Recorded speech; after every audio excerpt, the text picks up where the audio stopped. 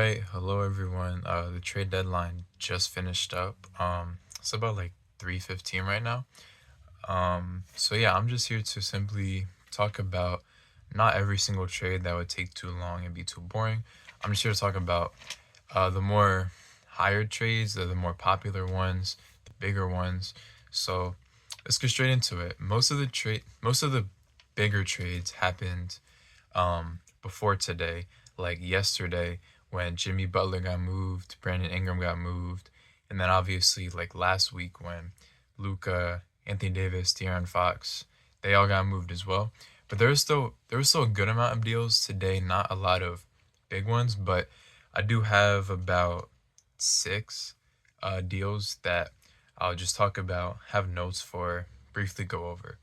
So let's start with Jimmy Butler to, I'll be the first one, him to the Warriors. This happened last evening, and the Heat ended up getting, it was like a big five-team deal. I'm just going to cover Warriors and Heat. So the Heat get Kyle Anderson, Davion Mitchell, Andrew Wiggins, a 2025 first. That was about it.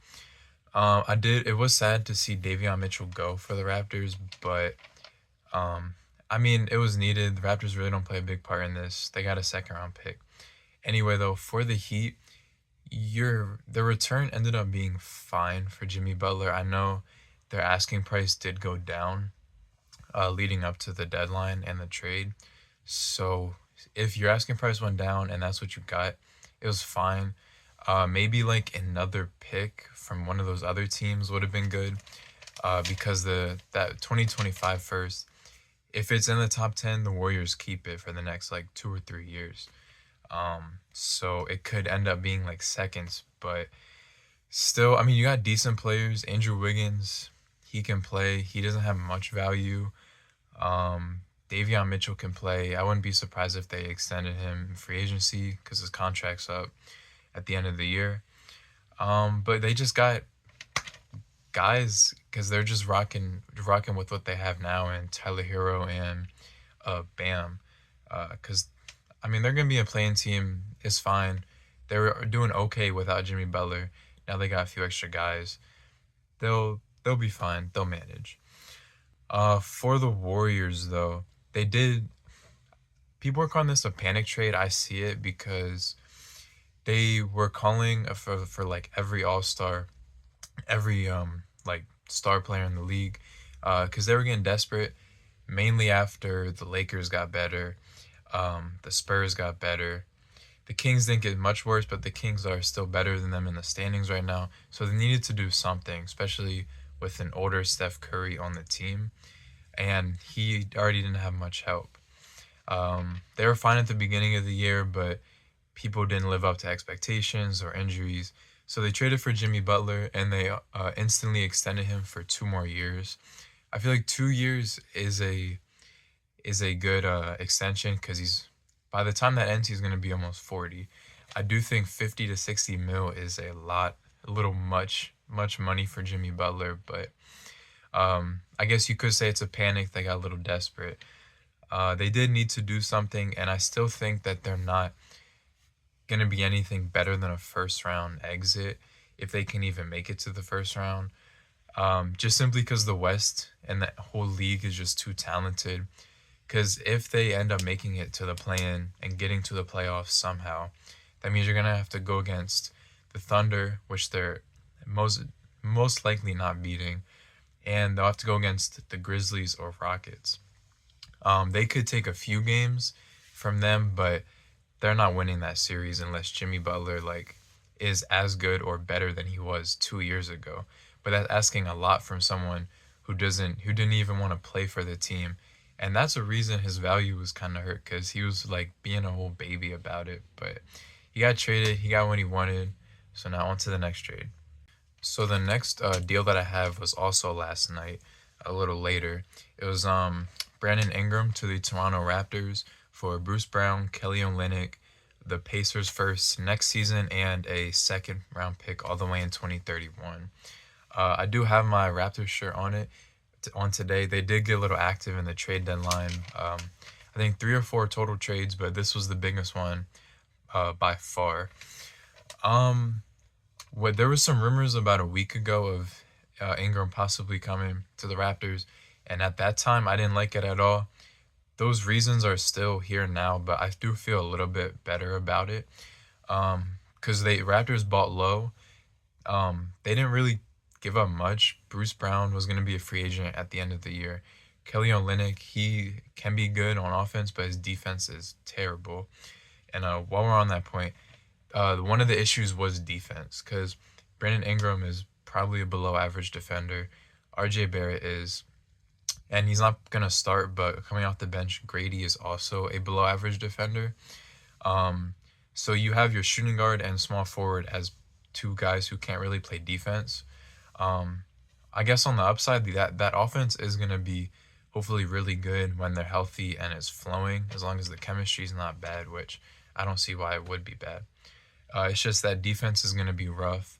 And they also traded Davion Mitchell to the Heat, and that's not going to make it any better, only worse.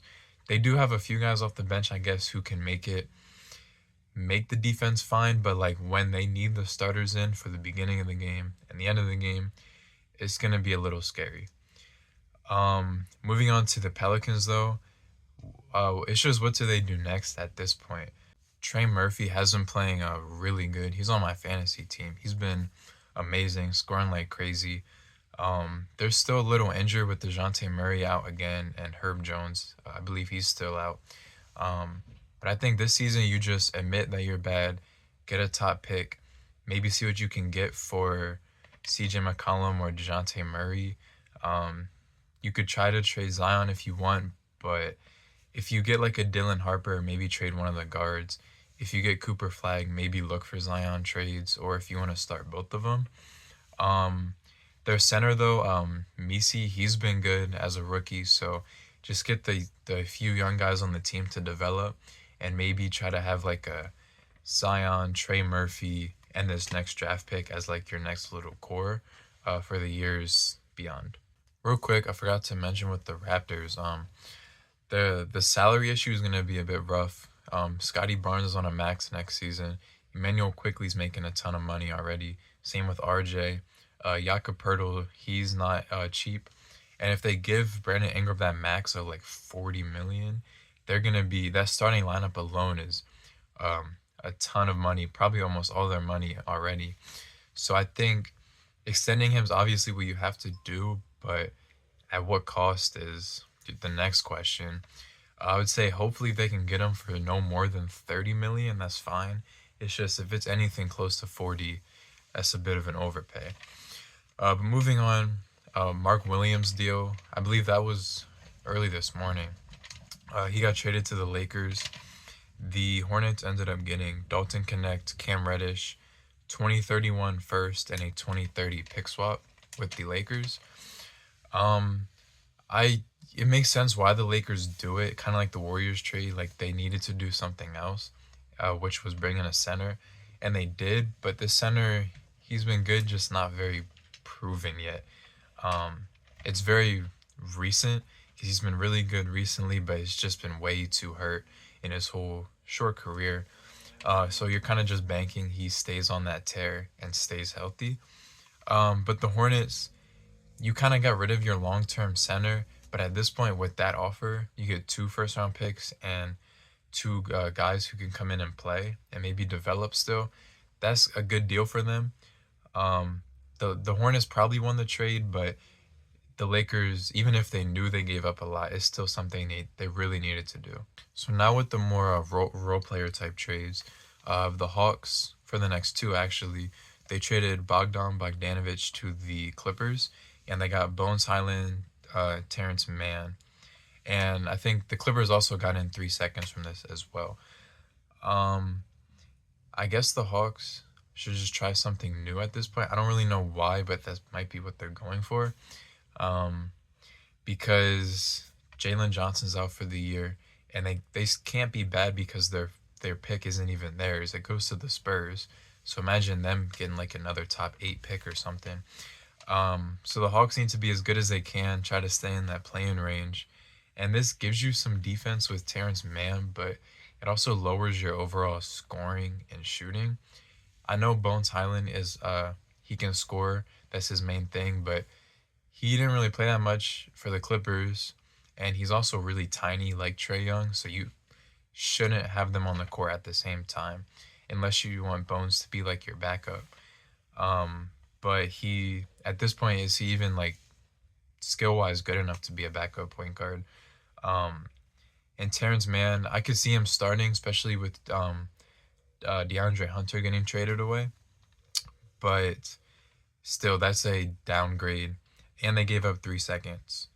And now the Clippers, my opinions on them, they kind of got their Norman Powell 2.0, even though Norman Powell's still on the team, because Bogdanovic can come off the bench. He's having a down year, but if he can pick it up, he's a come off the bench scorer, which is exactly what Norman Powell was a few seasons ago before he was starting.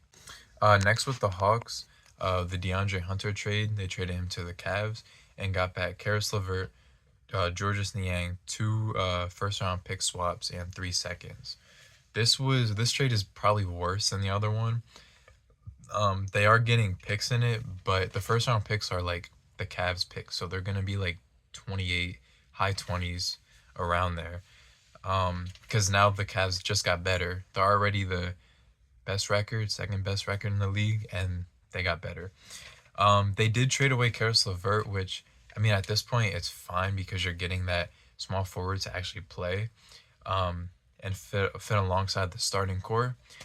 Um, and they still have decent depth.